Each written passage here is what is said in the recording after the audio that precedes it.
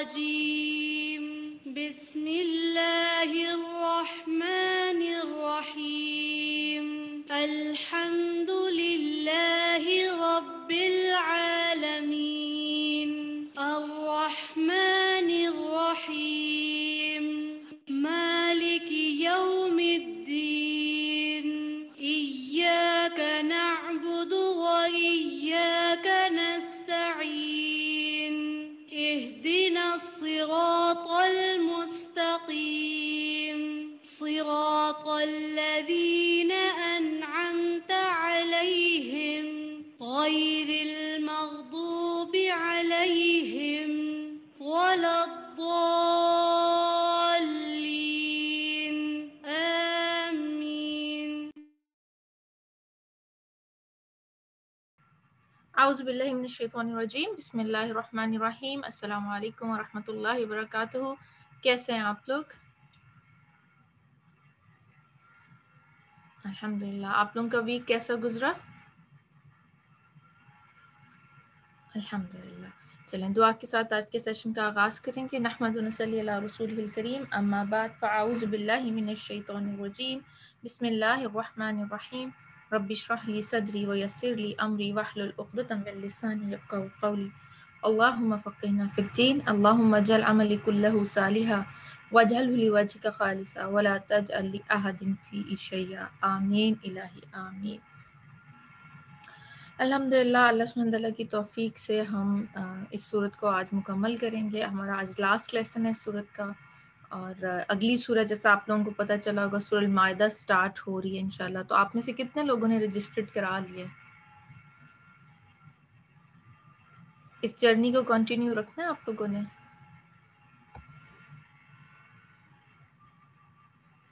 انشاءاللہ، کیونکہ next week سے گیپ کے بغیر ہی اگلے ہفتے سے شروع ہو جائے گی انشاءاللہ. چلیں آج کی دعا کی طرف آتے ہیں. آج کی دعا دیکھ لیتے ہیں کہ کیا ہے. اعوذ باللہ من الشیطان الرجیم. پہلے اس کی حدیث دیکھتے ہیں کہ حدیث کیا کہتی ہے. عبداللہ بن مسعود رضی اللہ تعالیٰ عنہ کہتے کہ ہم کو معلوم نہیں تھا کہ جب ہم نماز میں بیٹھیں تو کیا کہیں. پھر رسول اللہ صلی اللہ علیہ وسلم کو بتایا. پھر راوی نے اسی طرح کی روایت ذکر کی. شریک کہتے ہیں کہ ہم سے جامع یعنی ابن شداد نے بیان کیا کہ انہوں نے ابو وائل سے اور ابو وائل نے عبداللہ بن مسعود رضی اللہ تعالیٰ عنہ سے اسی کے مثل روایت کی. اس میں اتنا اضافہ ہے کہ آپ صلی اللہ علیہ وسلم ہمیں چند کلمات سکھاتے تھے اور انہیں اس طرح نہیں سکھاتے تھے جیسے تشہد سکھاتے تھے، اور وہ یہ ہیں، یعنی یہ دعا جو اس کی تمہید باندھی گئی ہے عبداللہ بن مسعود کی روایت ہے جو کہ انہوں نے آگے اپنے ساتھیوں کو بیان کی. اور نماز کے بعد ہمیں کیا دعائیں مانگنی چاہیے بیسیکلی یہ اس کو الیبوریٹ کر رہے ہیں. اور دعا کا ترجمہ ہے، دعا کیا تھی انہوں نے سکھائی. نبی کریم صلی اللہ علیہ وسلم نے دعا کیا سکھائی کہ اے اللہ تو ہمارے دلوں میں الفت اور محبت پیدا کر دے اور ہماری حالتوں کو درست فرما دے اور راہ سلامتی کی جانب ہماری رہنمائی کر دے اور ہمیں تاریکیوں سے نجات دے کر روشنی عطا کر دے، آنکھوں دلوں اور ہماری بیوی بچوں میں برکت عطا کر دے اور ہماری توبہ قبول فرما لے. تو توبہ قبول فرمانے والا، رحم کرنے والا، اور ہمیں اپنی نعمتوں پر شکر گزار اور ثنا خوار سے قبول کرنے والا بنا دے، اور اے اللہ ان نعمتوں کو ہمارے اوپر کامل کر دیں. بہت خوبصورت دعا ہے، خاص طور پہ جو ہے جہاں ہم مل جل کر رہتے ہیں. جی اللہم الف بین قلوبنا، اس کی عربی بھی ہم ابھی دیکھتے ہیں. جہاں خاص طور پہ ہم مل کے رہتے ہیں، جہاں مل کے کام کیا جاتا ہے، ورک پلیس بھی ہو سکتی ہے، گھر بھی ہو سکتا ہے، بچوں کے ساتھ بھی، دوستوں کے ساتھ بھی، جہاں دوستی نہیں ہے وہاں پہ بھی ہمیں ایک سازگار ماحول چاہیے ہوتا ہے. کسی بھی انسان کے اندر جو اللہ تعالیٰ نے صلاحیت رکھی ہے نا، وہ اس صلاحیت سے تبھی فائدہ اٹھا سکتے جب اس کے ارد گرد کا ماحول سازگار ہو، جب ایک دوسرے کے لیے ایک دوسرے کے اندر برداشت کا مادہ ہو اور اس میں ایک دوسرے کی خیر خواہی شامل ہو جائے. یہ تبھی ممکن ہو سکتا ہے جب ہم اللہ تعالیٰ سے اس کے لیے دعا کریں، اللہ تعالیٰ اس ماحول کو ہمارے لیے جو ہے نا فیزیبل بنا دیں کہ ہم اس سے فائدہ اٹھا سکیں. اگر لٹ سے آپ کچھ کرنا چاہتے ہیں، بھلے وہ بھلائی اور نیکی کا کام ہے، لیکن کوئی آپ کو مسلسل روکتا رہے تو آپ کے لیے کتنی وہ بھلائی کا کام تو سائڈ پہ رہ جائے گا، بندے کا دماغ کسی اور طرف چل جاتا ہے. ایسے ہوتا ہے نا. چلیں اب اس کی عربی دیکھ لیتے ہیں ہم. اللہم الف بین قلوبنا، وَأَصْلِحْ ذَاتَ بَيْنَنَا وَاهْدِنَا سُبُلَ السَّلَام، یعنی بڑی خوبصورت بات ہے کہ وَاهْدِنَا سُبُلَ السَّلام، کہ ہمیں سلامتی کے راستے کی طرف جو ہماری رہنمائی فرما، وَنَجِّنَا مِنَ الظُّلُمَاتِ إِلَى النُّورِ، اور ہم نے صرف نساء میں بہت دفعہ پڑھا ہے کہ ظلمات جو ہیں، اندھیرے ہیں، وہ کئی طرح کے ہو سکتے ہیں، کفر اور شرک کے بھی ہو سکتے ہیں، نفاق کے بھی ہو سکتے ہیں، ظلم اور زیادتی کے بھی ہو سکتے ہیں، اور کسی کا حق میں کمی کرنا ظلم ہوتا ہے۔ وَجَنِّبْنَا الْفَوَاحِشَ مَا ظَهَرَ مِنْهَا وَمَا بَطَنَ وَبَارِكْ لَنَا فِي أَسْمَاعِنَا وَجَنِّبْنَا الْفَوَاحِشَ، اور فاحشہ کون سی برائی ہوتی ہے؟ جس کا اثر دوسروں تک بھی جاتا ہے، چاہے وہ کھلے میں کی جائے چاہے وہ چھپے میں کی جائے، انسان خود تو اس برائی سے متاثر ہوتا ہے، اس کا اثر دوسروں تک بھی جاتا ہے۔ اور پھر کیا ہے کہ فی وبارک لنا فی اسماعنا، اچھا سما سننے میں برکت کس طرح ہو سکتی ہے کہ انسان جو سنے بھلائی والا، خیر خواہی والا اور اچھے الفاظ سنے، اور ان پہ، کیونکہ جو سنے گا وہ عمل میں آئے گا، وہ ابصارنا، اور ہماری نگاہوں میں، وہ قلوبنا و ازواجنا و ذریاتنا وتب علینا انک انت التواب الرحیم، اور بے شک اللہ تعالیٰ ہی سب پر مہربان ہونے والا اور توبہ قبول کرنے والا ہے۔ وجعلنا شاکرین، کیونکہ شکر گزار بندے اللہ تعالیٰ کے ہاں پسندیدہ بندے ہیں۔ لِنِعَمِكَ مُثْنِينَ بِهَا عَلَيْكَ قَابِلِينَ لَهَا وَأَتْمِمْهَا عَلَيْنَا، کہ ہم اللہ تعالیٰ کی جو نعمتیں ہیں انہیں بھرپور طریقے سے اور صحیح طریقے سے جیسے اللہ تعالیٰ کو پسند ہے اسی طرح استعمال کریں، اور جو بھی ہم اللہ تعالیٰ کی حمد و ثنا، شکر کے کلمات، اللہ تعالیٰ کی نعمتوں کو جس طرح استعمال کریں، جو ہمارے اچھے احساسات ہوں، ہاں اللہ تعالیٰ کے ہاں وہ قبولیت پا جائے۔ جامع دعا ہے، بڑی اچھی دعا ہے، خاص طور پہ جہاں دین کا کام ہم مل کے کرتے ہیں، دعا بہت بینیفیشل ہے، گھر کے ماحول کو سازگار کرنے کے لیے بھی، اور اس کو نماز کے بعد پڑھنا چاہیے۔ اس سے ریلیٹڈ کوئی کویسچن آپ کے ذہن میں آتا ہے؟ آج آپ لوگ کا مجھے ٹیکسٹ دیر سے مل رہا ہے، یا آپ لوگ پارٹیسپیٹ ہی نہیں کر رہے؟ کیونکہ آپ جواب نہیں دے رہے مجھے آج، کیونکہ میں کچھ پوچھ رہی ہوں تو وہ ایسے لگ رہا ہے کہ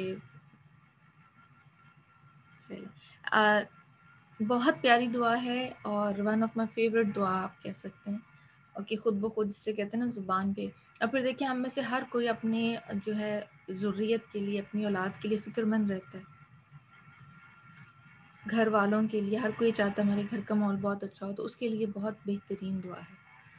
چلیں انشاءاللہ اب جب تک استاذہ کا سیشن سٹارٹ ہوتا ہے ہم اس طرف جاتے ہیں، آپ تیاری کر لیجئے، اپنے نوٹس وغیرہ جہاں سے ہم نے لاسٹ ٹائم چھوڑے تھے تھوڑا سا اس کو پیچھے سے دیکھ لیں تاکہ اگلا لیسن اسی کے مطابق ہم سٹارٹ کریں۔ السلام علیکم ورحمۃ اللہ وبرکاتہ۔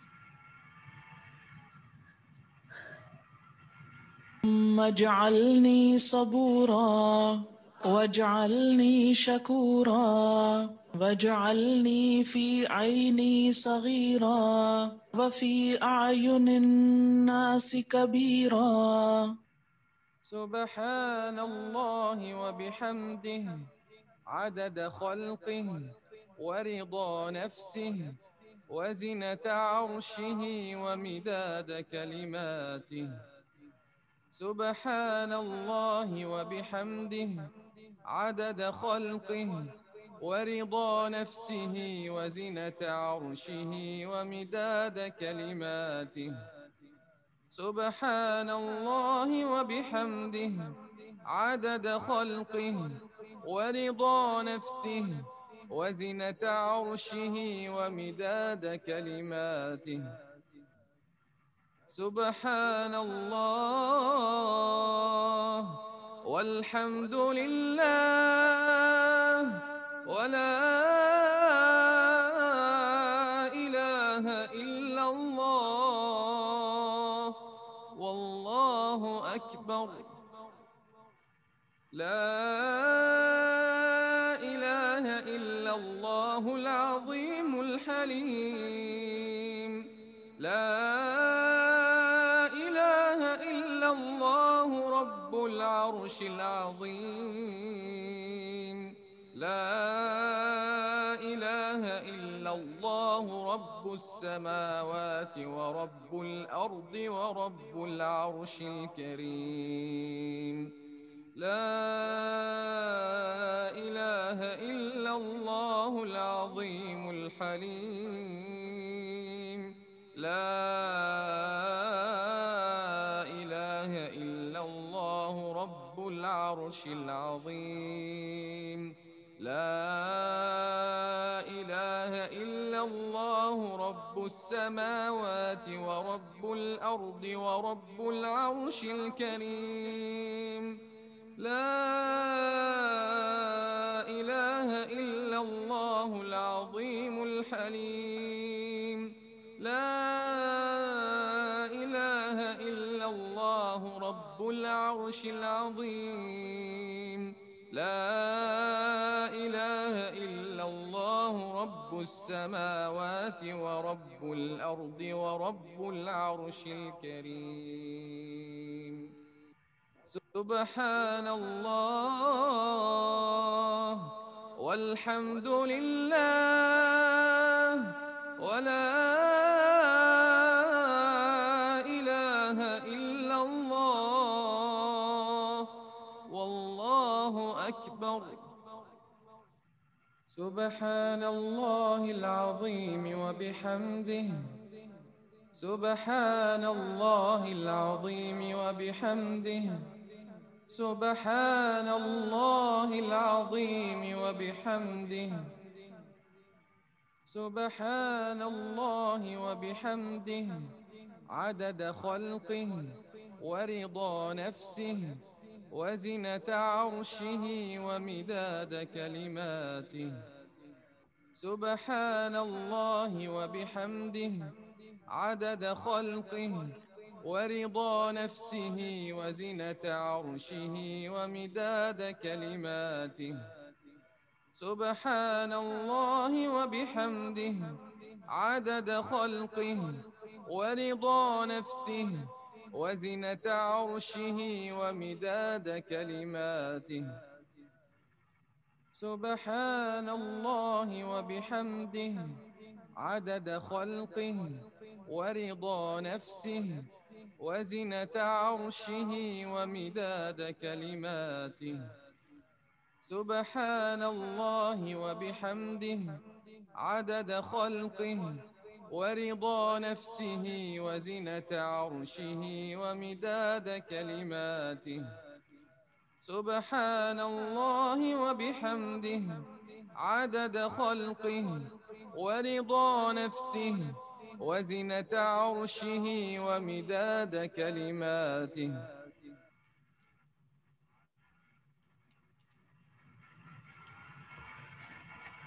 الله أكبر الله أكبر ولله الحمد. السلام علیکم ورحمۃ اللہ وبرکاتہ. نحمده ونصلي على رسوله الكريم اما بعد فاعوذ باللہ من الشیطان الرجیم بسم اللہ الرحمن الرحیم رب اشرح لي صدری ويسر لي امری واحلل عقدۃ من لسانی یفقہوا قولی. سورۃ النساء آیت نمبر 172 سے شروع کریں گے. لن يستنكف المسيح أن يكون عبدا لله ولا الملائكة المقربون ومن يستنكف عن عبادته ويستكبر فسيحشرهم إليه جميعا. مسیح ہرگز آر محسوس نہیں کرے گا کہ وہ اللہ کا بندہ ہو، اور نہ ہی مقرب فرشتے آر محسوس کریں گے، اور جو کوئی اس کی عبادت سے آر محسوس کرے اور تکبر کرے گا تو وہ ضرور ان سب کو اپنی طرف اکٹھا کرے گا. لن یستنکف، یستنکف کا معنی ہوتا ہے خود کو پاک قرار دینا، اپنی بڑائی کو ذہن میں رکھتے ہوئے تکبر کرنا، کسی چیز کا انکار کر دینا. یہ لفظ اصل میں نکفا سے ہے، نون کاف فا، نکفت من الشیء اس کا معنی ہوتا ہے میں نے اس کو اس چیز سے پاک قرار دیا، یعنی بنیادی طور پر اپنی برتری کا اظہار کرنا۔ نکف عیب کے معنوں میں بھی استعمال ہوتا ہے، اور مراد اس سے کیا ہے کہ لن یستنکف المسیح، کہ مسیح اپنے آپ کو اس سے پاک قرار نہیں دیتے یا اس بات میں کوئی عیب نہیں سمجھتے یا کوئی آر نہیں رکھتے کہ وہ اپنے آپ کو اللہ سبحانہ تعالیٰ کی عبادت سے منزہ قرار دیں، یعنی وہ اپنے آپ کو عبودیت ہی کے درجے میں رکھنا چاہیں گے، اور یہ بات ان کے لیے کبھی بھی عیب کا باعث نہیں بنے گی کہ وہ اللہ کے بندے ہیں۔ تو عیسیٰ علیہ السلام اللہ سبحانہ تعالیٰ کی عبادت سے بڑائی کا اظہار کرتے ہوئے انکار نہیں کر سکتے، یعنی مسیح علیہ السلام جن کو لوگوں نے الہ بنا لیا ہے، تو اللہ سبحانہ تعالیٰ کیا فرماتے ہیں کہ وہ تو خود بھی اللہ کے بندے بننا پسند کریں گے اور اللہ کی عبادت کا کبھی انکار نہیں کریں گے۔ وہ اللہ سبحانہ تعالیٰ کا قرب حاصل کرنے کے لیے وسیلہ تلاش کریں گے، جیسے کہ سورۃ الاسراء میں آتا ہے اولئک الذین یدعون یبتغون الی ربہم الوسیلۃ ایہم اقرب، وہ لوگ جنہیں یہ پکارتے ہیں وہ خود اپنے رب کی طرف وسیلہ ڈھونڈتے ہیں جو ان میں سے زیادہ قریب ہیں، یعنی ایسا وسیلہ تلاش کرتے ہیں کہ جو ان کو اللہ کے قریب کر دے۔ تو لن یستنکف المسیح، مسیح علیہ السلام اس بات میں ہرگز آر محسوس نہیں کرتے یا کریں گے، کس بات سے؟ ان یکون عبدا للہ، کہ وہ اللہ کے بندے ہوں، یعنی اللہ کے بندے ویسے تو سارے ہی اللہ کے بندے ہیں، لیکن یہاں خاص بندے یعنی عبادت گزار بندے بننا۔ عیسیٰ علیہ السلام جب پنگھوڑے میں تھے، جھولے میں تھے، چھوٹے سے بچے تھے، تو اس وقت انہوں نے جب کلام کیا تھا تو سب سے پہلی بات جو بولی تھی وہ کیا تھی؟ انی عبداللہ، کہ بے شک میں اللہ کا بندہ ہوں۔ تو اللہ سبحانہ تعالیٰ نے پہلا کلمہ ہی ان سے یہ بلوایا، ساری بات ہی واضح کر دی کہ وہ الہ نہیں ہے، معبود نہیں ہے، بلکہ عبد ہیں، اللہ کے بندے ہیں، عبداللہ ہیں۔ پھر اسی طرح یہ کہ انہوں نے اپنی زندگی میں لوگوں کو اپنی عبادت کی طرف نہیں بلایا، اللہ سبحانہ تعالیٰ کی عبادت کی طرف بلایا۔ سورۃ المائدہ میں آتا ہے ما قلت لهم الا ما امرتنی به ان اعبدوا اللہ ربی وربکم، میں نے انہیں اس کے سوا کچھ نہیں کہا جس کا تو نے مجھے حکم دیا تھا کہ اللہ کی عبادت کرو جو میرا رب اور تمہارا رب ہے۔ پھر اسی طرح اللہ سبحانہ تعالیٰ نے اس بات کی گواہی دی کہ عیسیٰ علیہ السلام اللہ کے بندے ہیں۔ سورۃ زخرف میں آتا ہے ان هو الا عبد انعمنا علیہ وجعلناہ مثلا لبنی اسرائیل، نہیں وہ مگر ایک بندہ جس پر ہم نے انعام کیا اور ہم نے اسے بنی اسرائیل کے لیے ایک مثال بنا دیا۔ تو کسی بھی انسان کا عبد ہونا سب سے کامل وصف ہے، اس کی صفت ہے۔ تو مسیح علیہ السلام بھلا کیسے اپنے آپ کو عبودیت سے باہر کر سکتے ہیں؟ اللہ سبحانہ تعالیٰ نے نبی صلی اللہ علیہ وسلم کو بھی قرآن مجید میں 3 مقامات پر عبد کہہ کے پکارا ہے، کیونکہ مخلوق کا سب سے معزز اور سب سے بلند وصف کیا ہے؟ عبودیت کا وصف۔ سورۃ الفرقان میں آتا ہے تبارک الذی نزل الفرقان علی عبدہ، بہت برکت والا ہے وہ جس نے اپنے بندے پر فیصلہ کرنے والی کتاب اتاری، فرقان اتاری، تو یہاں عبدہ ہی آیا۔ سورۃ کہف کے شروع میں آتا ہے الحمدللہ الذی انزل علی عبدہ الکتاب، سب تعریف اللہ کے لیے ہے جس نے اپنے بندے پر کتاب نازل کی۔ سورۃ الجن میں آتا ہے وَأَنَّهُ لَمَّا قَامَ عَبْدُ اللَّهِ يَدْعُوهُ كَادُوا يَكُونُونَ عَلَيْهِ لِبَدًا، اور یہ کہ بلا شبہ بات یہ ہے کہ جب اللہ کا بندہ کھڑا ہوا اور اسے پکار رہا تھا تو قریب تھا کہ وہ اس پر گروہ در گروہ جمع ہو جائیں، تہ بتہ جمع ہو جائیں۔ اسی طرح سورۃ الاسراء میں بھی اللہ سبحانہ وتعالیٰ فرماتے سبحان الذی اسریٰ بعبدہ لیلا، پاک ہے وہ ذات جو رات کے ایک حصے میں اپنے بندے کو لے گیا، یعنی عبدہ ہی بھی کہا۔ اسی طرح نبی صلی اللہ علیہ وسلم نے خود کو اللہ کا بندہ کہا۔ حضرت عائشہ کہتی ہیں میں نے کہا اللہ کے رسول صلی اللہ علیہ وسلم، اللہ مجھے آپ پر قربان کرے، ٹیک لگا کر کھانا کھا لیا کریں کیونکہ اس میں آپ کے لیے زیادہ آسانی ہے۔ یہ سن کر آپ نے اپنا سر اس قدر جھکایا کہ قریب تھا کہ آپ کی پیشانی زمین کو چھونے لگتی، اور فرمایا میں تو اسی طرح کھاؤں گا جس طرح بندہ کھاتا ہے، ایک عبد کھاتا ہے، اور اسی طرح بیٹھوں گا جس طرح ایک بندہ بیٹھتا ہے۔ یعنی آپ صلی اللہ علیہ وسلم اپنے آپ کو اس بارے میں، یعنی اتنی عاجزی تھی ان کے اندر، اور اتنا جھکاؤ تھا، اور دل سے اپنے آپ کو اللہ کا بندہ مانتے تھے، حالانکہ آپ کا مقام کتنا بلند ہے، اور اسی کو ترجیح بھی دیتے تھے۔ ابو ہریرہ کہتے ہیں جبریل نبی صلی اللہ علیہ وسلم کے پاس بیٹھے ہوئے تھے اور آسمان کی طرف دیکھا کہ ایک فرشتہ اتر رہا ہے، تو جبریل علیہ السلام نے نبی صلی اللہ علیہ وسلم کو بتایا کہ یہ فرشتہ آج سے پہلے، یعنی اپنی پیدائش سے لے کر آج تک کبھی یہ زمین پہ نہیں آیا، پہلی دفعہ آیا ہے۔ جب وہ اتر چکا تو اس نے کہا اے محمد صلی اللہ علیہ وسلم، آپ کے رب نے مجھے آپ کی طرف بھیجا ہے، میں یہ پوچھنے آیا ہوں کہ میں یعنی اللہ سبحانہ تعالیٰ کی طرف سے پیغام لے کر آؤں کہ اللہ تعالیٰ آپ کو بادشاہ بنا دے یا بندہ جو رسول ہو، کہ آپ کو کیا پسند ہے، بادشاہ بننا پسند ہے یا بندہ بننا پسند ہے اللہ کا اور رسول۔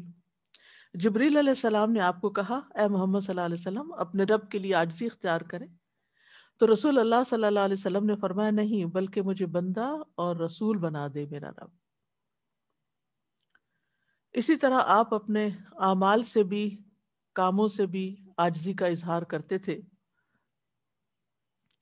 ایک مرتبہ آپ لوگوں کے بیچ میں بیٹھے ہوئے تھے تو گھٹنوں کے بل بیٹھے ہوئے تھے، یعنی جس طرح تحیات میں بیٹھتے ہیں، تو ایک عرابی نے اس پر اعتراض کیا تو آپ نے فرمایا اللہ نے مجھے کریم بندہ بنایا ہے، مجھے جابر و تندخو نہیں بنایا۔ اور پھر یہ بھی ہے کہ یہ ایمان والوں کی صفت بھی ہے کہ ان کے اندر عاجزی ہوتی ہے، بندگی کی خو ہوتی ہے، وہ اللہ کا بندہ بن کے رہنا پسند کرتے ہیں، نہ کہ جابر متکبر بن کے۔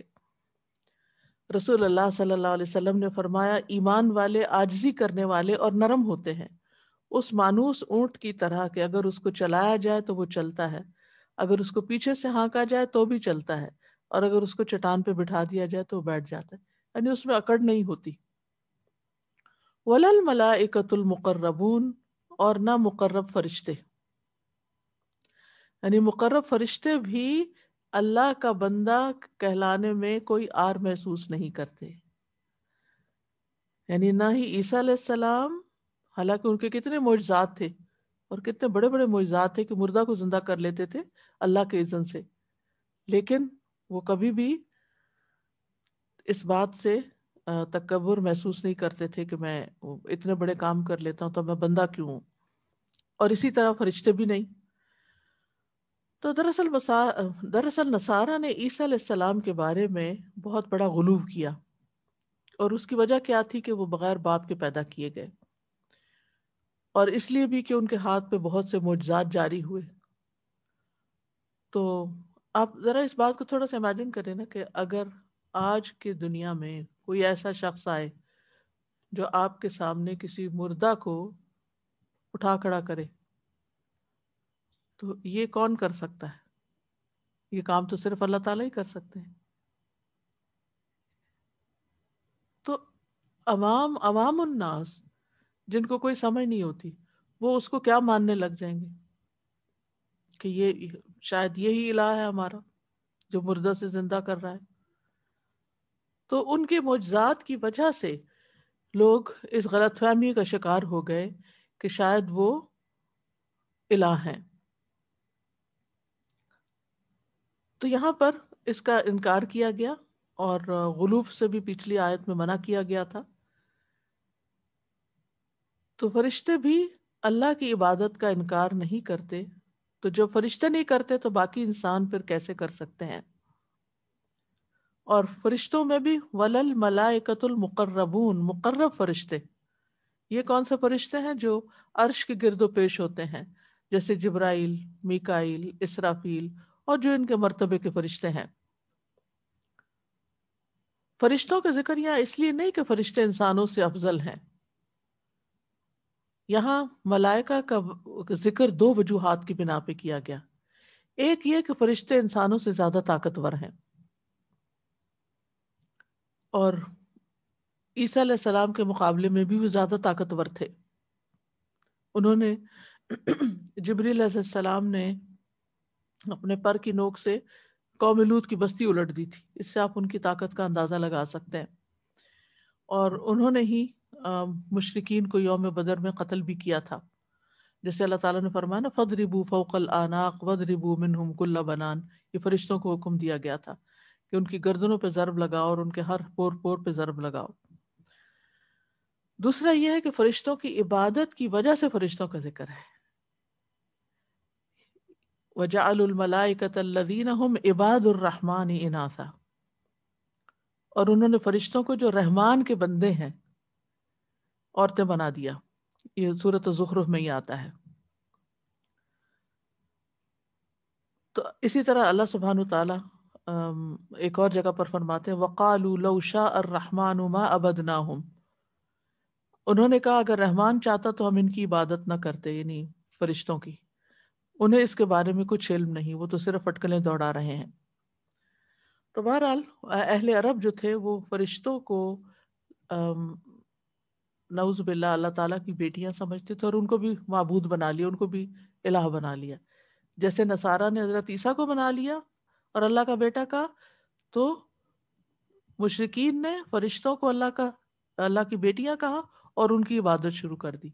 تو اس لیے ان دونوں کی بات یہاں پر آ گئی کہ نہ عیسیٰ علیہ السلام الہ ہیں اور نہ ہی مقرب فرشتے. وَمَن يَسْتَنْكِفْ عَنْ عِبَادَتِهِ وَيَسْتَكْبِرْ فَسَيَحْشُرُهُمْ إِلَيْهِ جَمِيعًا. اور جو کوئی انکار کرے اس کی عبادت سے، اس کی عبادت میں آر سمجھے اور تکبر کرے،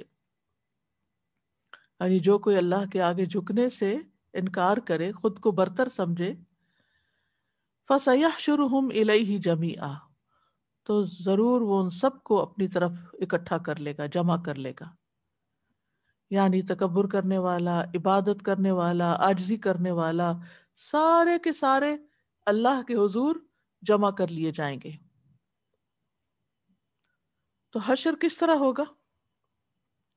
فَسَيَحْشُرُهُمْ، قیامت کے دن آپ نے فرمایا کہ تم لوگ ننگے پاؤں برہنہ بدن بغیر ختنہ جمع کیے جاؤ گے، یعنی انتہائی عاجزی کی حالت ہوگی.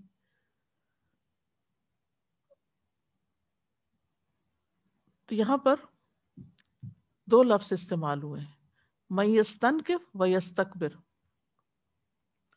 تو ایک ہے آر سمجھنا، جو کہ انسان دل سے کسی چیز میں آر سمجھتا ہے نا، کہ اپنے آپ کو بڑی چیز سمجھتا ہے. اور تکبر جو ہوتا ہے وہ عمل سے اظہار کرتا ہے اس کا، اپنی چال میں اور اپنے رویوں میں، جیسے عبادت کا انکار کر دینا. ان الذین یستکبرون عن عبادتی سیدخلون جہنم داخلین، بے شک وہ لوگ جو میری عبادت سے تکبر کرتے ہیں قریب ذلیل ہو کر جہنم میں داخل ہوں گے. اسی طرح متکبرین کا انجام بھی احادیث میں بتایا گیا کہ کس طرح وہ چیونٹیوں کی شکل میں قیامت کے دن اٹھائے جائیں گے، اور ذرا سا تکبر بھی جنت میں کے راستے میں حائل ہو جائے گا. انسان جنت میں نہیں جا سکے گا جس کے دل میں رائی دانے برابر بھی تکبر ہو. اور جنت اور جہنم میں ایک دفعہ جھگڑا ہوا تو جہنم نے کہا میرے اندر بڑے بڑے ظالم اور متکبر لوگ داخل ہوں گے. تو تکبر جو ہے دنیا میں بھی انسان کو ذلیل کرتا ہے، اور آخرت میں تو پھر اس کا ٹھکانہ ہے ہی جہنم.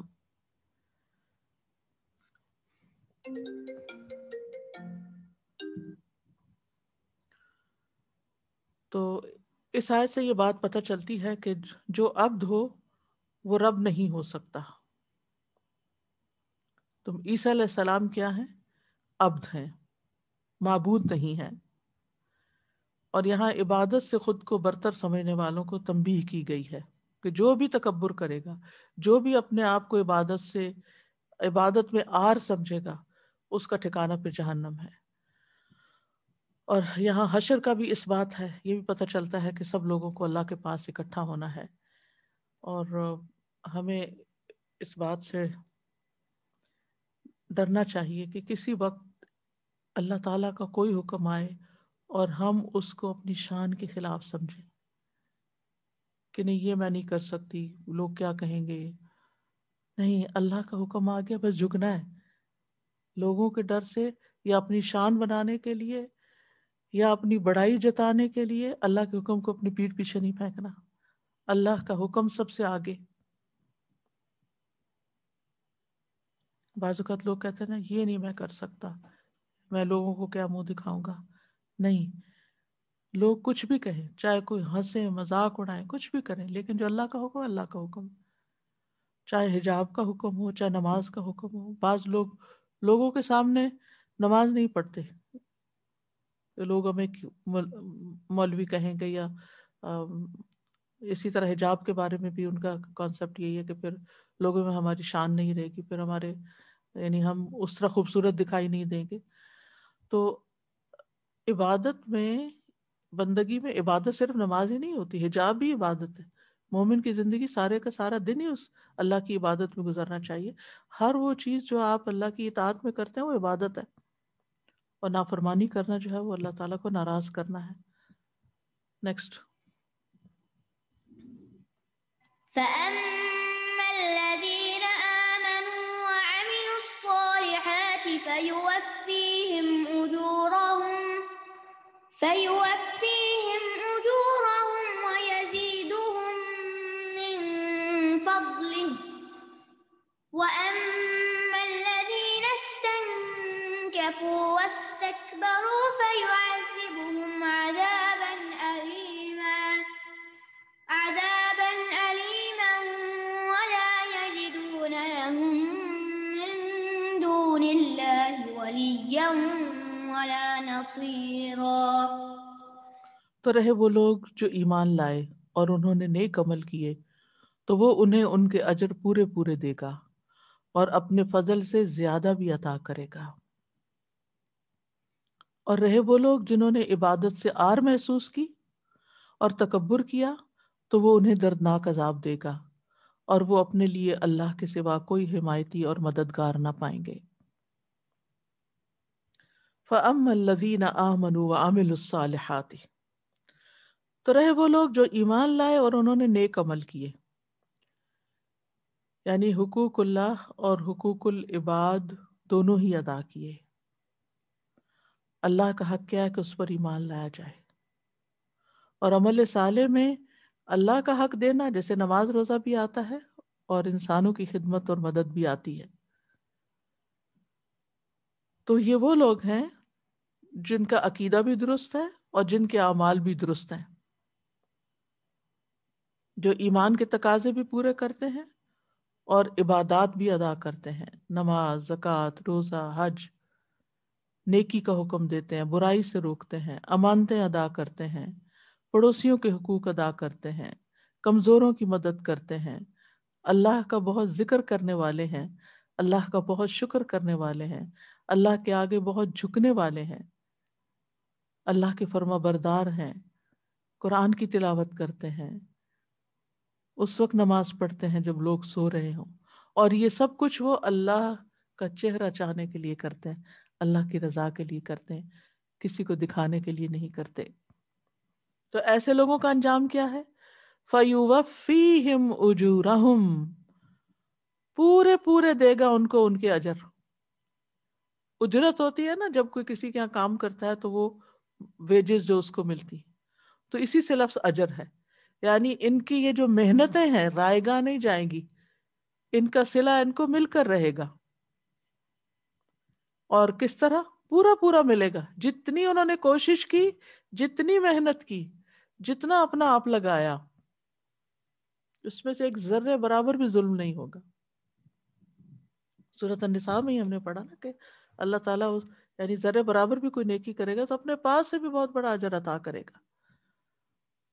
وَيَزِيدُهُم مِّن فَضْلِهِ، اور اپنے پاس سے اپنے فضل سے اور بھی زیادہ دے گا. صرف ان کی محنت کا صلہ ہی نہیں بلکہ اپنے فضل سے اور عطا کرے گا.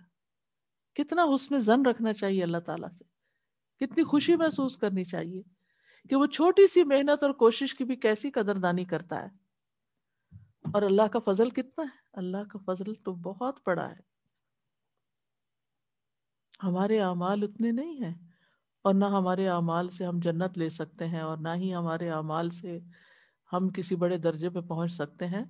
یہ دراصل اللہ ہی کا فضل ہے. اور یہ جو اجر ہے اس میں یعنی کہ دنیا میں بھی اللہ سبحانہ تعالیٰ بندے کی مدد کرتا ہے. یعنی جب وہ حدیث میں آتا ہے نا کہ جب تک کوئی بندہ کسی بندے کی مدد میں ہوتا ہے اللہ تعالیٰ اس کی مدد میں ہوتا ہے. تو یہ دنیاوی اجر ہے. یعنی انسان کو، کیونکہ ہمیں اپنے سارے حالات تو نہیں پتا، ہمیں نہیں پتا ہمارے پیچھے کیا ہو رہا ہے، ہمارے خلاف کون سازش کر رہا ہے، ہمارے مال کے ساتھ، ہماری صحت، ہماری جان، ہماری اولاد کے ساتھ کیا ہونے والا ہے.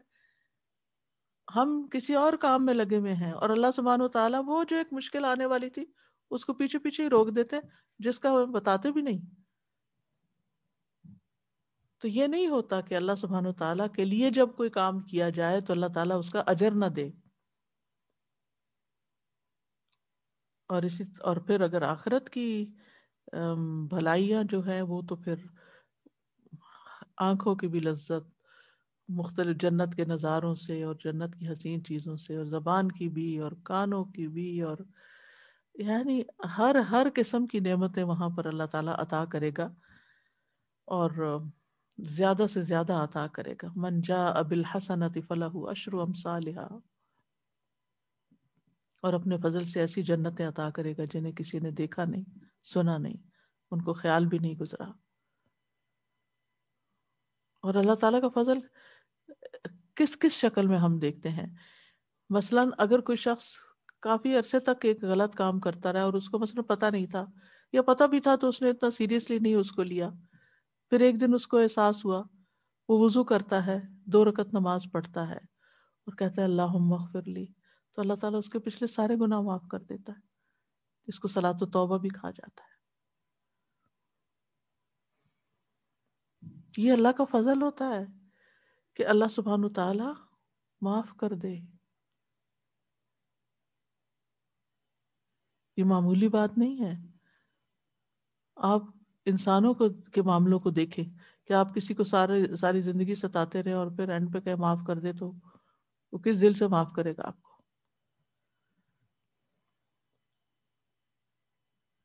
اور انسان یعنی اللہ کا فضل اس سے بھی پتہ چلتا ہے کہ انسان کسی نیکی کا صرف ارادہ کرتا ہے کہ میں یہ کروں گا، کر نہیں پاتا، اللہ اس میں بھی اجر لکھ دیتا ہے. اور پھر کر لیتا ہے تو 10 گنا اجر، اور صرف 10 گنا ہی نہیں، اگر نیت زیادہ اچھی ہے، کوالٹی زیادہ اچھی ہے کام کی تو 700 گنا، بلکہ اس سے بھی بڑھا کے لکھتا ہے.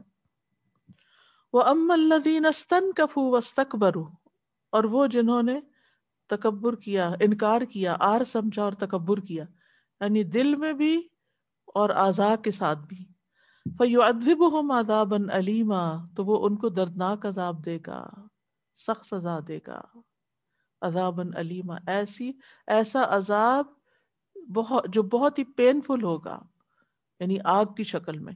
آگ میں آپ دیکھیں جلن بھی ہوتی ہے اور پین بھی ہوتی ہے پھر اس کی. اور پھر آپ دیکھیے کہ یہ عذاب جو ہے نا صرف حسی نہیں ہے کہ آگ کی تپش محسوس ہوگی، بلکہ اس کے ساتھ ساتھ مانوی بھی ہے، روحانی بھی ہوگا، یعنی نفسی عذاب بھی ہوگا. جہنم میں لوگ گھسیٹے جائیں گے. اذ الاغلال فی اعناقہم والسلاسل یسحبون، اگر دنیا میں آپ کو کوئی گھسیٹے نا، بازو پکڑ کے گھسیٹے، کھینچے، یا دھکا ہی دے دے تو کتنی بے عزتی محسوس ہوتی ہے. کہاں یہ کہ جہنم میں لوگوں کو گھسیٹا جائے گا. پھر کھولتے پانی کا عذاب، اور پھر ایک دوسرے پہ لعنت کریں گے لوگ. اللہ تعالیٰ نہ ان کی طرف دیکھے گا، نہ ان سے کلام کرے گا. یہ سب سے بڑی تکلیف دہ بات ہوگی کہ اللہ تعالیٰ بات ہی نہیں کرے گا ان سے. وَلَا يُكَلِّمُهُمُ اللَّهُ وَلَا يَنظُرُ إِلَيْهِمْ يَوْمَ الْقِيَامَةِ وَلَا يُزَكِّيهِمْ. پاک بھی نہیں کرے گا. دنیا میں تو کوئی چیز آگ میں ڈال دی جائے تو صاف ہو جاتی ہے، لیکن وہاں پاک بھی نہیں کرے گا. وَلَهُمْ عَذَابٌ أَلِيمٌ، اور ان کے لیے دردناک عذاب ہے. پھر کفر کے ساتھ کوئی مر گیا تو جہنم سے کبھی نہیں نکالا جائے گا، اور یہ بھی ایک بہت بڑی مایوسی کی بات ہوگی کہ کبھی اس سے نکلیں گے نہیں. سورہ زخرف میں آتا نا، وَنَادَوْا يَا مَالِكُ لِيَقْضِيَ عَلَيْنَا رَبُّكَ، اے مالک اپنے رب سے کہو کہ ہمیں ہمارا فیصلہ کر دے، ہمیں مار دے، ختم کر دے. قَالَ إِنَّكُمْ مَاكِثُونَ، وہ کہے گا تم تو ہمیشہ یہیں رہو گے.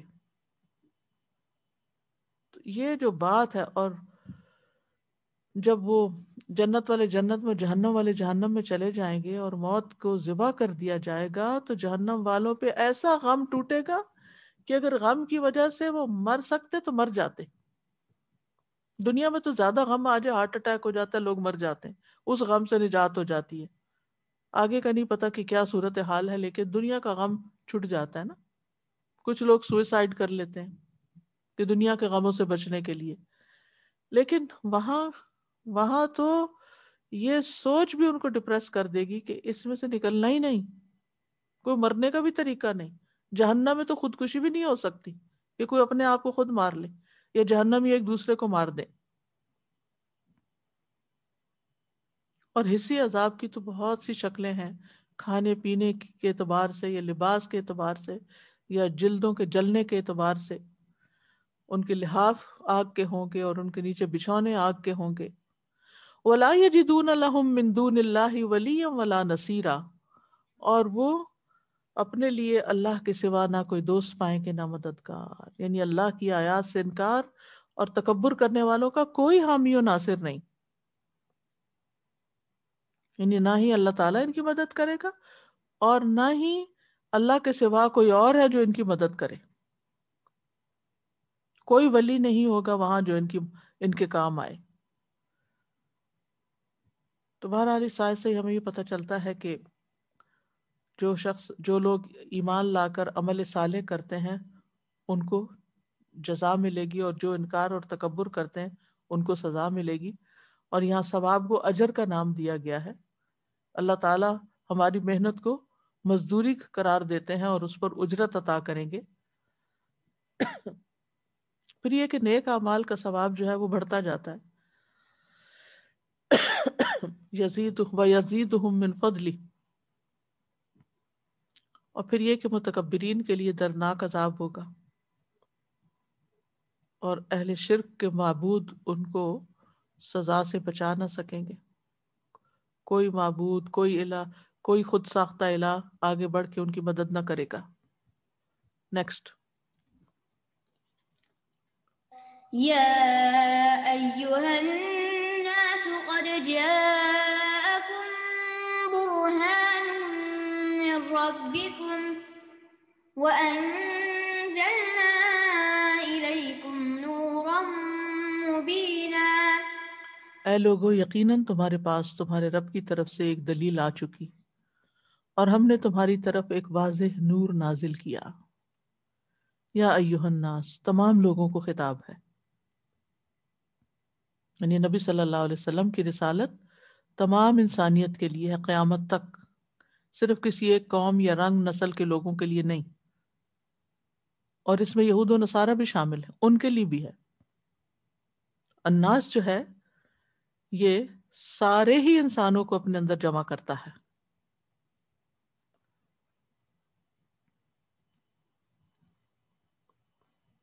تو آپ کی امت کے دو حصے، ایک ہے امت دعوت اور ایک ہے امت اجابت. دعوت کون سی ہے؟ تمام انسان جن کو پیغام دیا گیا. اور اجابت کون؟ جنہوں نے پیغام قبول کر لیا، آپ کی بات مان لی. یعنی کچھ ماننے والے اور کچھ نہ ماننے والے. یا ایھا الناس کہہ کے کیا فرمایا گیا؟ قد جاءکم برہان من ربکم، تمہارے پاس تمہارے رب کی طرف سے برہان آ چکی ہے. برہان کہتے ہیں دلیل قاطع کو، ایسی دلیل جس کے بعد کسی عذر کی گنجائش ہی نہ رہے، ایسی حجت جس سے سارے شبہات زائل ہو جائیں. اور پھر اس سے آگے نور کا لفظ بھی ہے، یعنی برہان بھی ہے اور نور بھی ہے. تو جہاں تک نور کا تعلق ہے تو وہ نور قرآن ہے. اور برہان کون ہے؟ خود رسول اللہ صلی اللہ علیہ وسلم، جنہوں نے آ کر پیغام پہنچایا، اور یعنی کہ قرآن بھی برہان ہے.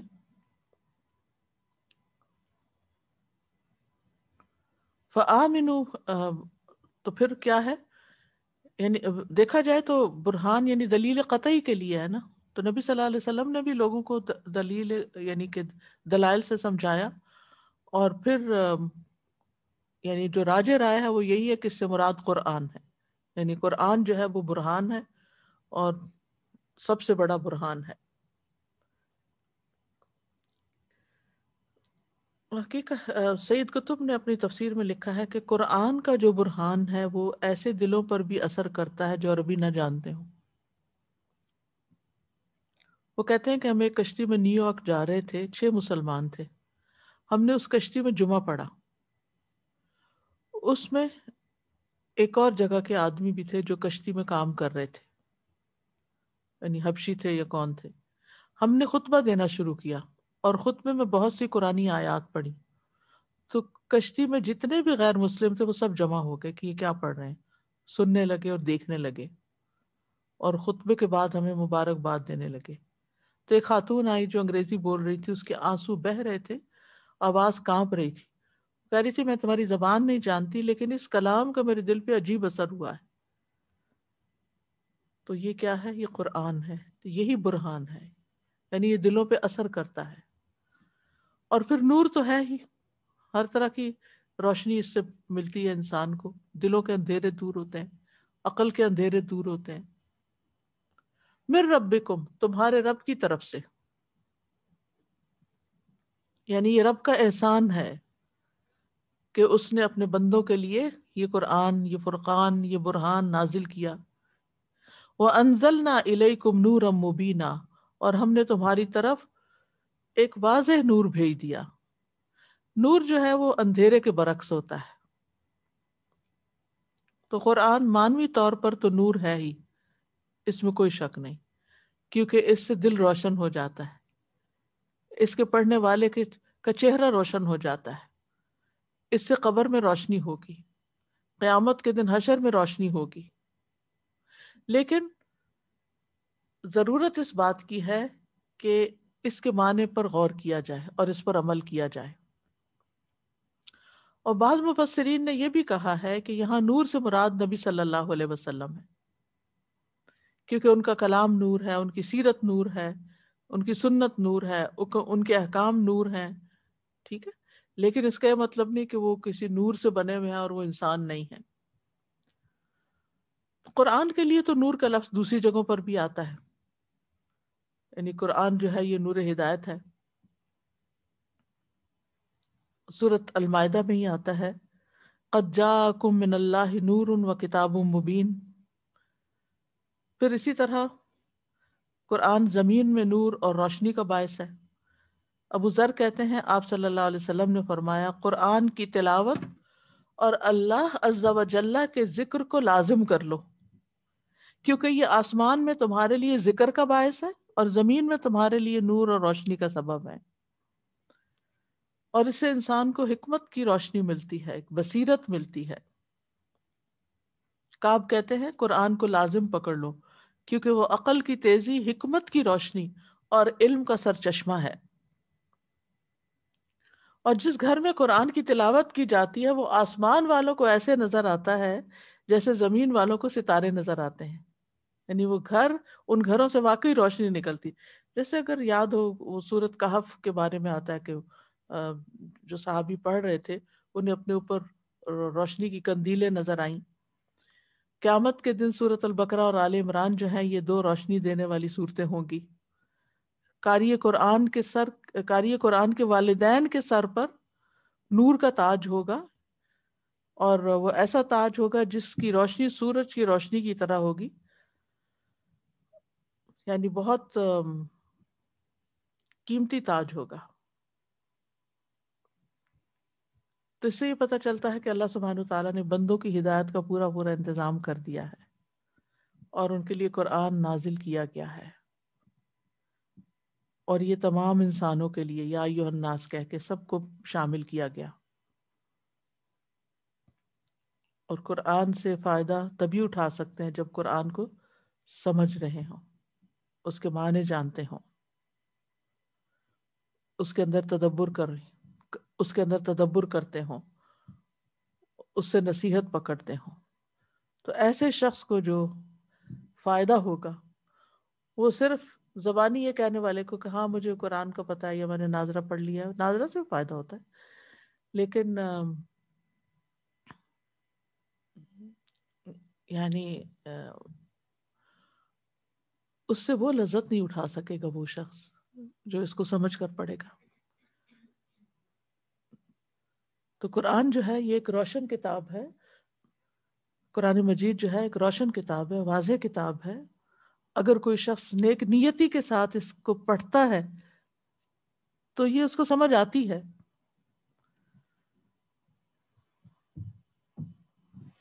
اور یہ بھی کہا گیا ہے کہ یہ وہ نور ہے کہ جو اللہ تعالیٰ کسی کے دل پر القاء کر دیتا ہے کہ اس کو قرآن کی سمجھ آ جاتی ہے. یعنی نور مبینہ، یہ قرآن کس طرح ہے کہ یعنی جب کسی کو مسئلہ واضح ہو جاتا ہے. نیکسٹ. فَأَمَّا الَّذِينَ آمَنُوا بِاللَّهِ وَاعْتَصَمُوا بِهِ فَسَيُدْخِلُهُمْ فِي رَحْمَةٍ مِّنْهُ وَفَضْلٍ وَيَهْدِيهِمْ إِلَيْهِ صِرَاطًا مُسْتَقِيمًا.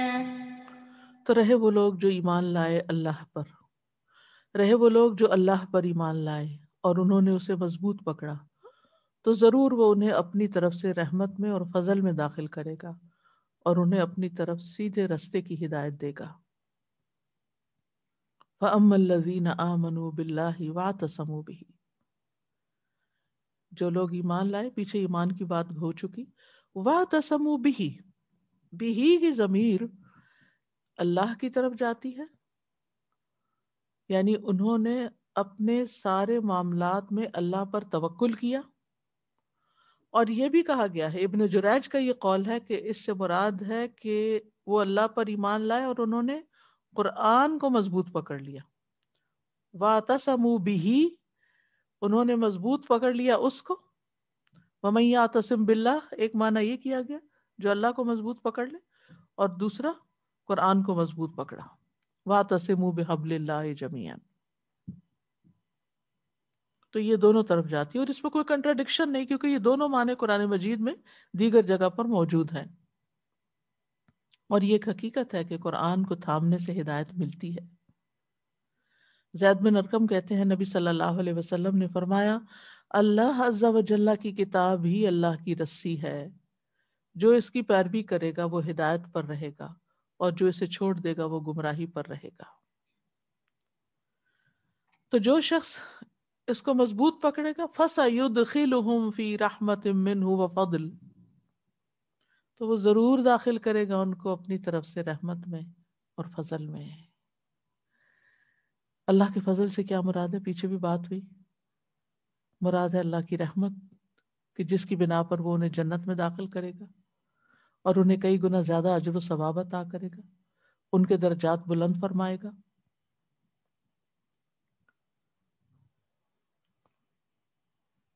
اور ایک حقیقت ہے کہ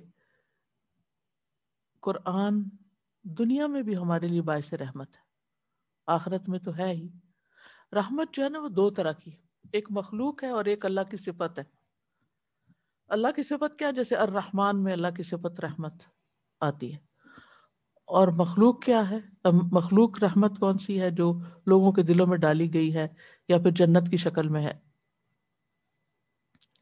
سورۃ الانعام میں بھی آتا وَهَذَا كِتَابٌ أَنزَلْنَاهُ مُبَارَكٌ فَاتَّبِعُوهُ وَاتَّقُوا لَعَلَّكُمْ تُرْحَمُونَ، اور یہ ایک کتاب ہے جسے ہم نے نازل کیا ہے، بڑی برکت والی، پس اس کی پیروی کرو اور بچ جاؤ تاکہ تم پر رحم کیا جائے۔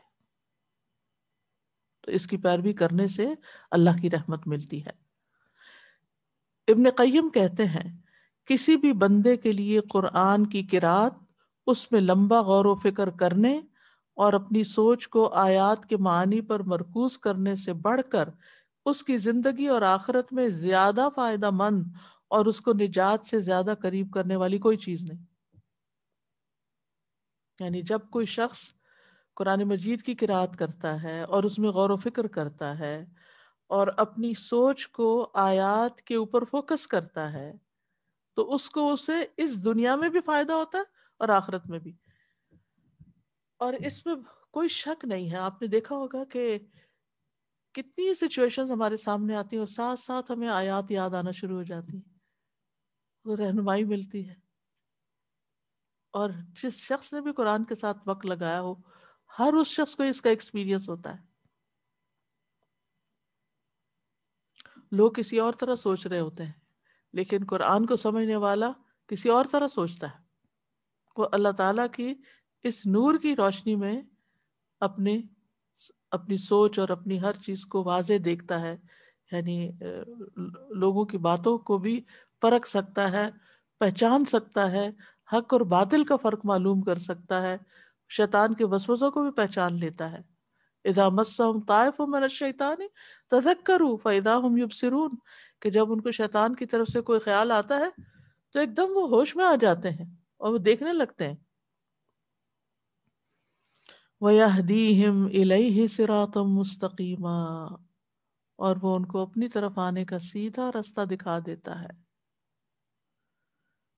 صراط مستقیم سے مراد ایسا واضح، صاف اور سیدھا راستہ ہے جس میں کوئی کجی اور ٹیڑھ پن نہ ہو، کوئی کجی اور ٹیڑھ پن نہ ہو۔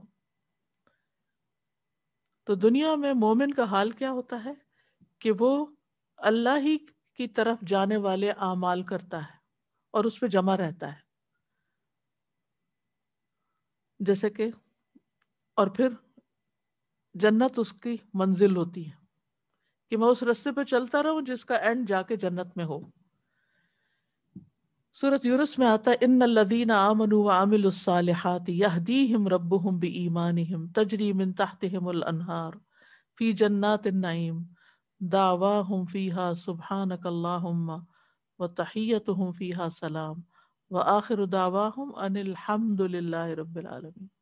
ان کو وہاں جا کر ہی چین آئے گا کہ شکر ہے اس رب کا جس نے ہمیں اس مقام تک پہنچا دیا۔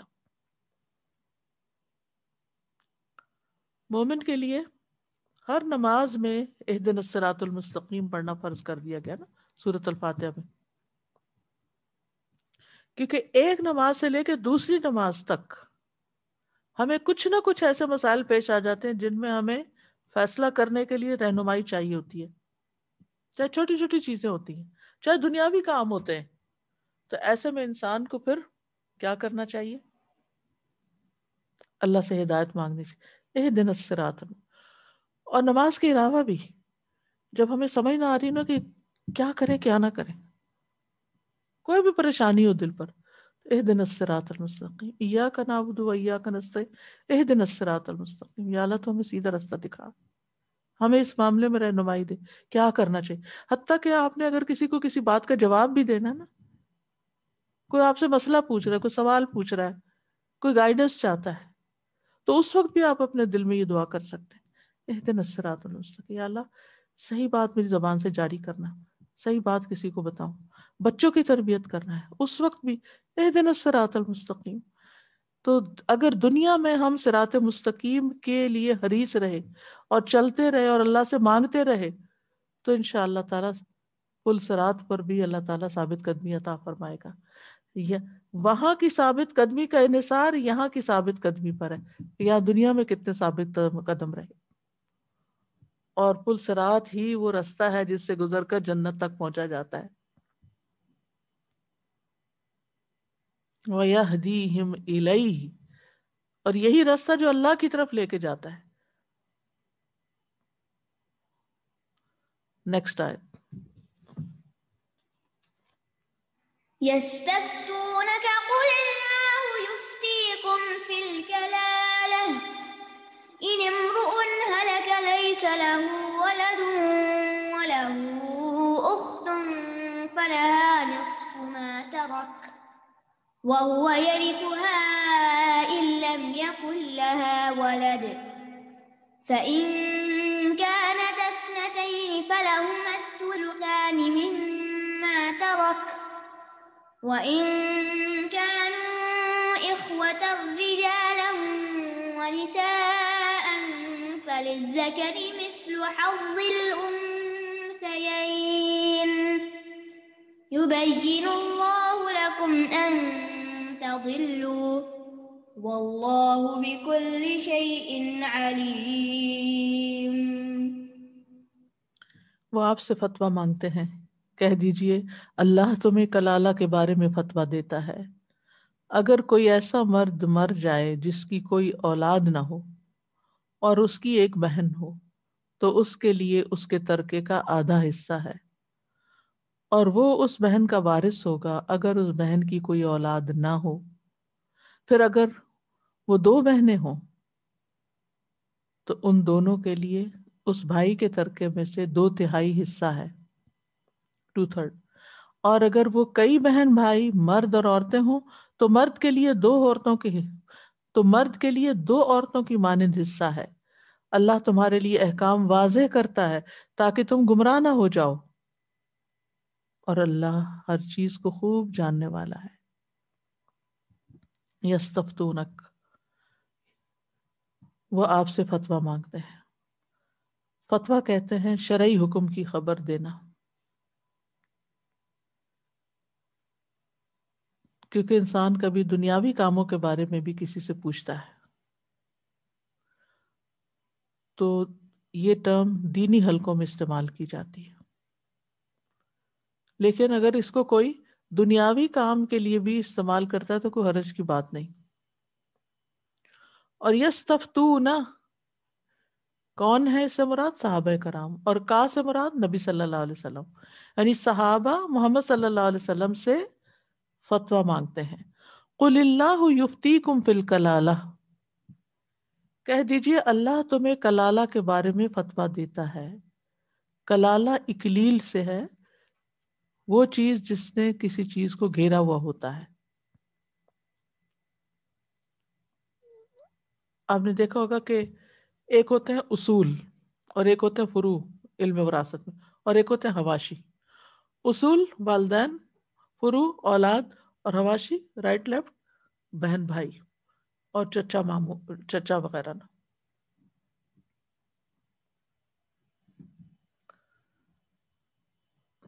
یعنی وہ رشتہ دار جو جوانب سے ہوتے ہیں، حواشی جن کو کہتے ہیں فقہ کی اصطلاح میں، بھائی اور اس کے بیٹے، چچا اور اس کے بیٹے، خواہ وہ آپ کا چچا ہو یا آپ کے باپ کا چچا ہو یا دادا کا چچا ہو. تو یہ شخص کلالہ ہوگا جس کے یہ رشتہ دار تو موجود ہوں لیکن اوپر نیچے کوئی نہ ہو. ابو بکر رضی اللہ عنہ کلالہ کے بارے میں کہتے ہیں کلالہ وہ ہوتا ہے جس کی نہ اولاد ہو نہ والدین ہو. تو وراثت میں کلالہ کے حصے کی اہمیت کے پیش نظر یہاں پر یہ آیت پھر آئی ہے. پیچھے بھی کلالہ کے بارے میں بات گزری. معدان بن نبی طلحہ کہتے ہیں کہ عمر بن خطاب نے جمعہ کے دن خطبہ دیا رضی اللہ عنہ. انہوں نے اللہ کے نبی صلی اللہ علیہ وسلم کا تذکرہ کیا اور ابو بکر کا بھی تذکرہ کیا رضی اللہ عنہ. پھر کہا میں اپنے بعد کوئی ایسی چیز نہیں چھوڑ رہا جو میرے ہاں کلالہ سے زیادہ اہم ہو. یہ حضرت عمر کہتے ہیں خطبے میں.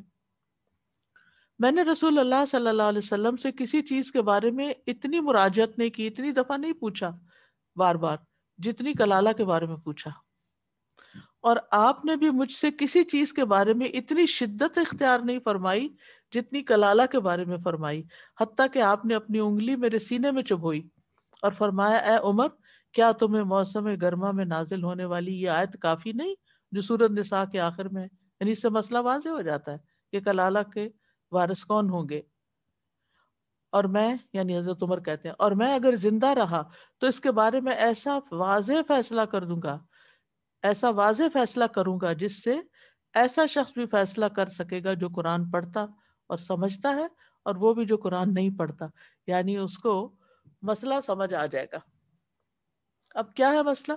ان امرؤن، اگر کوئی شخص ہلاکا مر جائے، لیس لہ ولد، اور اس کی اولاد نہ ہو، یعنی نہ کوئی بیٹا بیٹی ہو، نہ سلبی، نہ پوتا.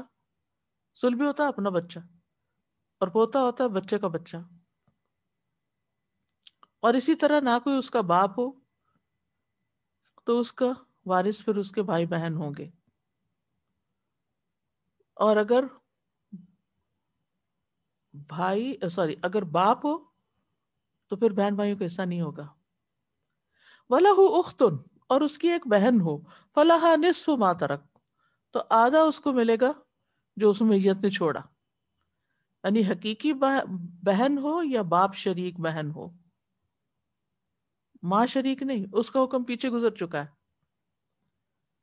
فَلَهَا نِصْفُ مَا تَرَكَ، تو اس لڑکی کو یعنی بہن کو کلالہ بھائی کے ترکے میں سے، نقدی جائیداد دیگر اثاثوں میں سے آدھا اس کو مل جائے گا. اور یہ حصہ میت کی وصیت پوری کرنے اور قرض کی ادائیگی کے بعد دیا جائے گا، جیسے کہ اس کے بارے میں پیچھے حکم دیا گیا. وَهُوَ يَرِثُهَا، اور وہ بھائی وارث بنے گا اس بہن کا، إِن لَمْ يَكُنْ لَهَا وَلَدٌ، اگر اس کا اپنا کوئی بچہ نہیں. یعنی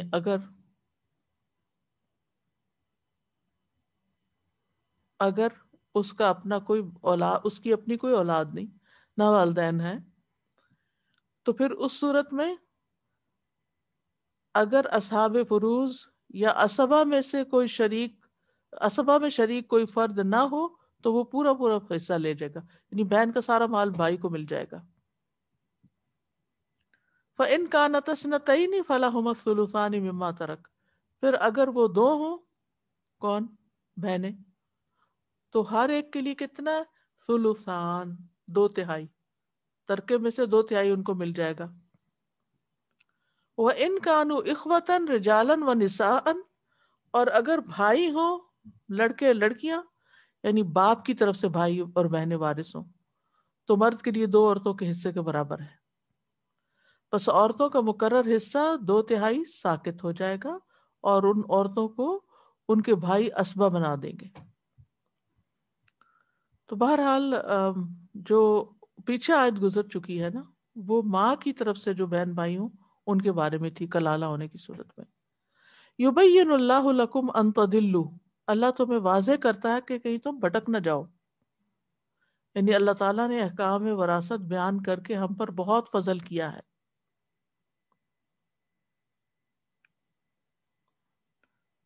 تو اللہ تعالیٰ ان احکامات کو ہمارے لیے واضح کرتا ہے، ان کی شرح کرتا ہے جس کے ہم محتاج ہیں.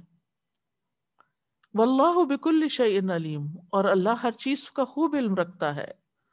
اللہ کے لیے ماضی، حال، مستقبل سب برابر ہے، ہر چیز کو جانتا ہے. اللہ کو یہ بھی پتا ہے کہ تم تعلیم کے محتاج ہو، اور وہ اپنے علم میں سے تمہیں سکھاتا ہے، جو کہ ہمارے لیے ہر زمانے اور ہر مقام سے زیادہ فائدہ مند ہے. تو اس آیت سے جو فائدے حاصل ہوتے ہیں وہ یہ کہ صحابہ کرام کو جاننے کا بہت شوق ہوتا تھا مختلف مسائل، اور اللہ سبحانہ وتعالی اپنے نبی کے اشکال کو بھی دور کرتے ہیں.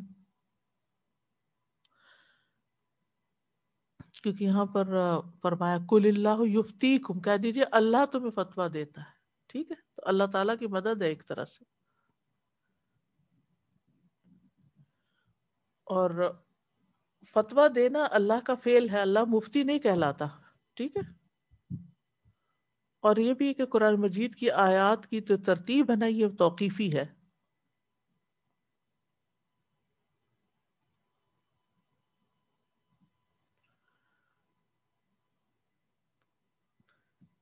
پھر اسی طرح یہ ہے کہ اللہ تعالیٰ کے علم کی وسعت کا بھی بیان ہے، کیونکہ واللہ بکل شیء علیم، یقیناً اللہ ہر چیز کو خوب جانتا ہے۔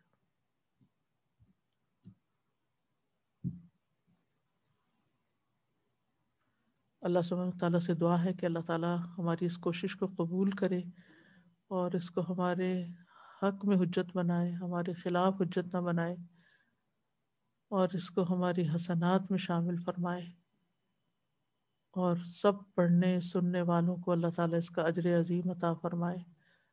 اللہ تعالیٰ سب بیماروں کو صحت دے، جتنے بھی لوگ کووڈ کا شکار ہیں اللہ تعالیٰ ان کو اپنی رحمت سے صحت کاملہ عطا فرمائے۔ اذهب البأس رب الناس واشف انت الشافی لا شفاء الا شفاؤک اشف شفاء لا یغادر سقما۔ اللہ سبحانہ وتعالی ہمیں آئندہ بھی قرآن مجید سے صحیح معنوں میں فائدہ اٹھانے کی توفیق دے اور ہم زندگی بھر اس کام کو جاری رکھیں۔ اللہ تعالی ہم سب کی مشکلات آسان فرمائے۔ وآخر دعوانا ان الحمد للہ رب العالمین۔ سبحانک اللہم وبحمدک اشہد ان لا الہ الا انت استغفرک واتوب الیک۔ السلام علیکم ورحمۃ اللہ وبرکاتہ۔ اللهم صل على محمد وعلى آل محمد كما صليت على إبراهيم وعلى آل إبراهيم إنك حميد مجيد۔ اللهم بارك على محمد وعلى آل محمد كما باركت على إبراهيم وعلى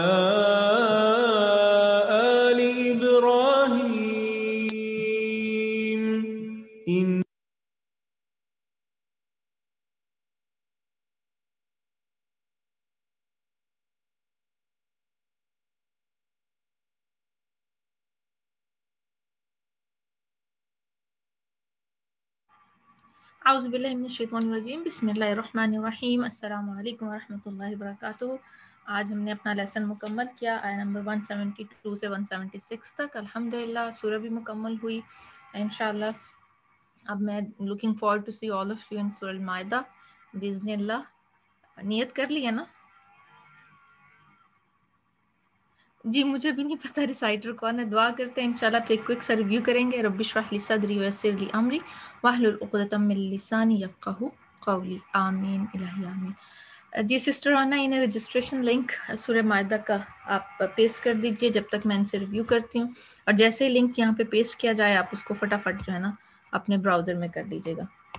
آیہ number 170 the biggest Islamic center in the biggest city in the world. I've been there. Okay.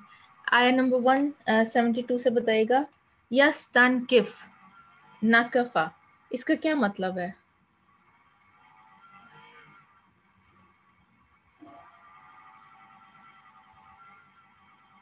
جی نام نہیں پتا نا مجھے۔ خود کو پاک قرار دینا، بڑائی محسوس کرنا، اپنی بڑائی کو مد نظر رکھتے ہوئے کسی چیز کا انکار کر دینا نا، یہ سارے معنی اس میں آ جاتے ہیں۔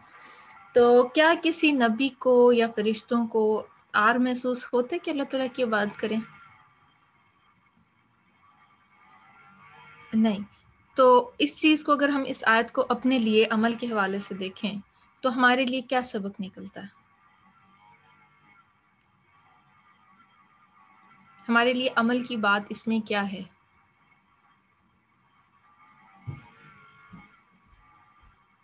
عاجزی، اور جب مقرب فرشتے وہ جو عرش حاملین عرش ہیں اور عرش کے پاس پاس رہتے ہیں، جبرائیل ہیں اور دیگر انہی کے ہم اثر جو فرشتے ہیں، پھر نبی ہیں، اگر وہ اللہ کی بندگی اور عاجزی کرتے ہیں تو کیا کسی انسان کے لیے یہ ہے کہ وہ نماز چھوڑ دے یا اللہ کی عبادت نہ کرے یا اور جو دیگر عبادات ہیں ان میں کوئی عذر اور بہانہ بنا لے؟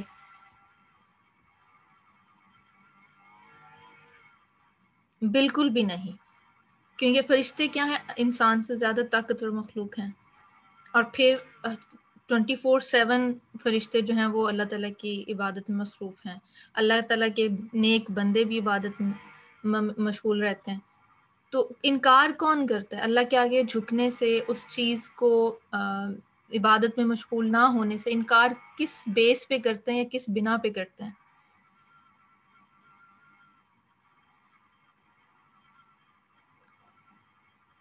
تکبر، ٹھیک ہے، اور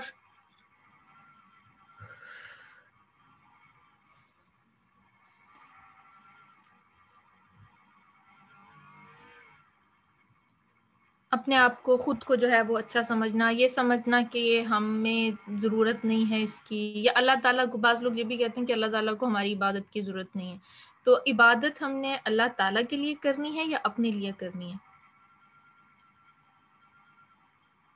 عبادت کا فائدہ کس کو ہے؟ اپنے لیے۔ اگر ہم پڑھتے ہیں، نماز پڑھتے ہیں، قرآن پڑھتے ہیں، روزہ رکھتے ہیں، حج کرتے ہیں، تو اس میں کس کا فائدہ ہے؟ اجر کس کو ملے گا؟ اجرت کس کو ملے گی ان ساری چیزوں کی؟ انسان جو کرتا ہے اسی کو اس کا جو ہے وہ اجر بھی ملے گا۔ اچھا جی، یہ بتائیے گا کہ حشر کیسے ہوگا؟ آیہ نمبر 172 میں حشر کس طرح ہوگا؟ حدیث سے ہمیں پتہ چلتا ہے نا، تو وہ کیا حالت ہوگی انسان کی حشر کے وقت؟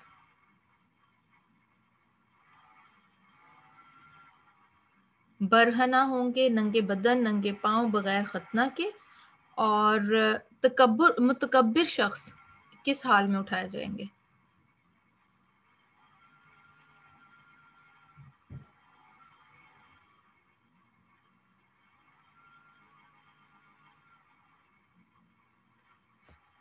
چیونٹیوں کی شکل میں، بالکل چیونٹیوں کی شکل میں، ٹھیک ہے۔ اچھا، اب جب ہم یہ آیتیں پڑھ لیتے ہیں قرآن میں، تو کیا یہ بات ہمیں سمجھ میں آتی ہے کہ جو بندے ہیں ہمارے جیسے ہی انسان ہیں، جن کو ہم بزرگ کہتے ہیں یا جن کے فالوورز بن جاتے ہیں، ان کو ماننا اور ان کو اللہ تعالیٰ نعوذ باللہ استغفر اللہ بہت زیادہ درجات دے دینا اور یہ کہنا کہ وہ مستقبل بھی جانتے ہیں، وہ غیب بھی جانتے ہیں، یہ درست ہوگا؟ بالکل بھی نہیں، ٹھیک ہے۔ اچھا یہ بتائیے گا نبی کریم صلی اللہ علیہ وسلم کی امت کے کتنے حصے ہیں یا کتنی طرح کی امت ہے آپ صلی اللہ علیہ وسلم کے لیے؟ 2، کون کون سی؟ امت دعوت اور امت اجابت، الحمدللہ آپ کو پتہ ہے یہ۔ کلالہ کسے کہیں گے؟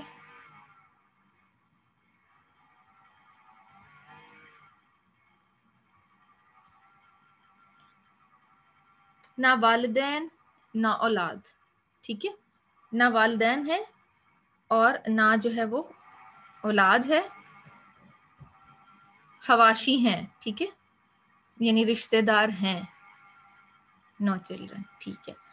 باقی یہ کہ علم الفرائض جو ہے it's a very deep subject, اگر کسی کو کوئی اس کے حوالے سے کوسچن درپیش ہے تو وہ کسی قابل کسی اہل علم سے اس کے بارے میں سوال کریں، کیونکہ ہمیں مین چیز تو عادت ہے، لیکن ان ڈیپتھ کیسے ڈویژن ہوتی ہے وہ ہمیں نہیں پتہ چلتا، تو اس لیے اس پہ نہیں کرنا چاہیے۔ واضح جو اس آیت میں بتایا گیا وہ ہے کہ اگر ایسا شخص ہے جس کی نہ اولاد ہے نہ والدین ہے تو اس کے بہن بھائی اس کے وارث ہوں گے، اگر بھائی نہیں ہے صرف بہن ہے تو وہ آدھا اس کا ترکہ لے گی، اور پھر یہ ہے کہ اگر بھائی اور بہن دونوں ہیں تو بہن کو جو ہے 2/3 ملے گا اور بھائی کو اس سے ڈبل مل جائے گا، اور اسی طرح سو آن جو بھی اور ایشوز ہوں گے، اور یہ جو بھی وراثت کی تقسیم ہے وہ اس کے بعد ہوگی، کیا کہتے ہیں، قرض کی ادائیگی اور وصیت کرنے کی۔ مجھے نہیں پتا وائف کا، میں اسی لیے کہہ رہی ہوں کہ کسی سے پوچھیے، آئی ہیو نو آئیڈیا کہ وائف جو ہے حواشی میں آتی ہے یا اس کا جو 1/8 حصہ ہے وہی دیا جائے گا، واللہ عالم۔ کسی ایسے شخص سے کوسچن کریں جو علم الفرائض کا ماہر ہو، ٹھیک ہے۔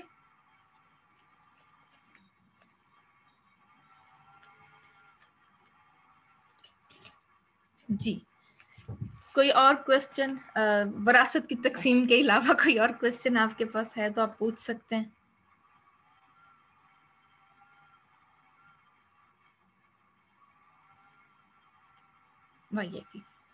چلیں یہیں پہ اپنا سیشن کنکلیوڈ کرتے ہیں انشاءاللہ. جزاکم اللہ خیر کثیرہ، بارک اللہ فیکم. اصول والدین اصول ہیں کیونکہ ان سے بیس ہے نا، ان سے آگے جنریشن چلتی ہے. تو والدین اصول ہیں جو آگے بچے اولاد ہوتی ہیں، یعنی لیٹس سے میرے والدین بنیاد ہیں، ٹھیک ہے، اور میرے آگے جو اولاد ہے وہ ان کی برانچز ہیں، فروع، اور پھر اس کے بعد آپ پتے اور وہ جو ایکسٹینڈڈ لیف اور برانچز نکلتی ہیں وہ حواشی ہیں. ہاؤ لانگ بھئی یہ تو ہم نہیں بتا سکتے. آپ کو پتہ ہے کہ استاذہ جس طرح کرواتی ہیں، بعض دن آپ نے دیکھا کہ ٹارگٹ کچھ اور ہوتا ہے استاذہ کا، لیکن آیات کے پیش نظر کلاس تھوڑی سی لانگ ہو جاتی، تھوڑی شارٹ ہو جاتی، ڈیپینڈس. یہ آپ نے دیکھا ہے نا. تو ہم ایک فکس آپ کو نہیں دے سکتے، لیکن یہ ہے کہ انشاءاللہ رمضان سے پہلے مکمل ہو جائے شاید.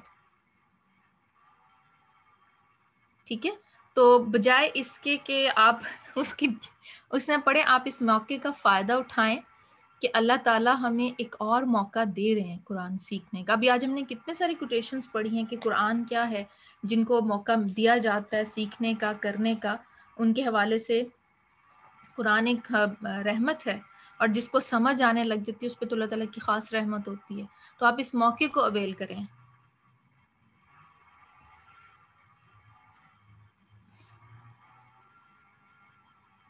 بھئی دیکھیں کب کسی کا دن کسی کی راتیں، جب استاذہ پاکستان سے لائیو سیشن کرواتی ہیں تو ہمارے پاس راتیں ہوتی ہیں، نارتھ امریکہ والوں کے پاس.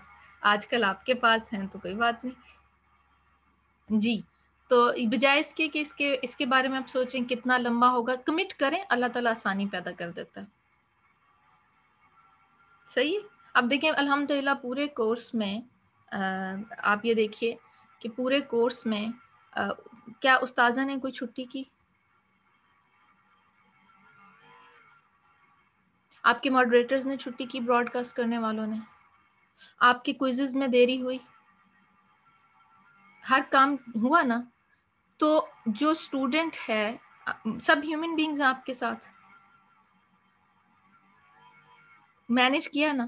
تو بس یہ سوچیں کہ اگر باقی کر سکتے ہیں تو آئی کین آلسو ڈو.